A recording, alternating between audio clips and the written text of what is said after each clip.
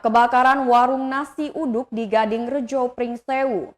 Warga Kecamatan Gading Rejo, Kabupaten Pringsewu dihebohkan dengan peristiwa kebakaran warung nasi uduk pada Kamis 2 Desember 2021 malam sekitar pukul 19:30 waktu Indonesia Barat.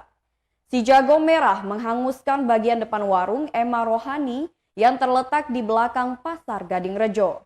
Tepatnya Dusun Tegal Rejo, Pekon Gading Rejo Utara, Kecamatan Gading Rejo, Kabupaten Pringsewu. Kapolsek Gading Rejo, Ibtu Ai Tobing mengungkapkan, peristiwa yang menggemparkan itu diketahui ketika pemilik mencium aroma benda terbakar, tepatnya di bagian tempat cuci piring yang terletak di bagian depan.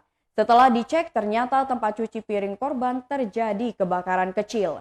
Api membakar tempat cuci piring yang terbuat dari kayu dan tower air, tower plastik warna orange, dan mesin cuci yang tidak terpakai. Api juga sempat membakar bagian atap yang terbuat dari fiber. Atas kejadian itu, pemilik bersama warga sekitar berusaha memadamkan api yang tidak seberapa besar. Selang tidak berapa lama, 2 unit mobil pemadam kebakaran datang membantu memadamkan api.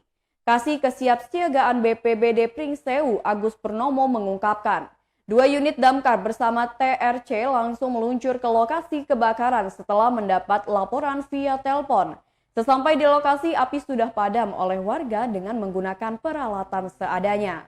Satgas BPBD kemudian langsung melakukan pendinginan serta pendataan. Belum diketahui penyebab kebakaran yang menggegerkan warga sekitarnya. Karena tempat tersebut tidak ditempati pada malam hari, hanya ditempati pagi hari sampai dengan pukul 13 waktu Indonesia Barat dan digunakan untuk menjual nasi uduk.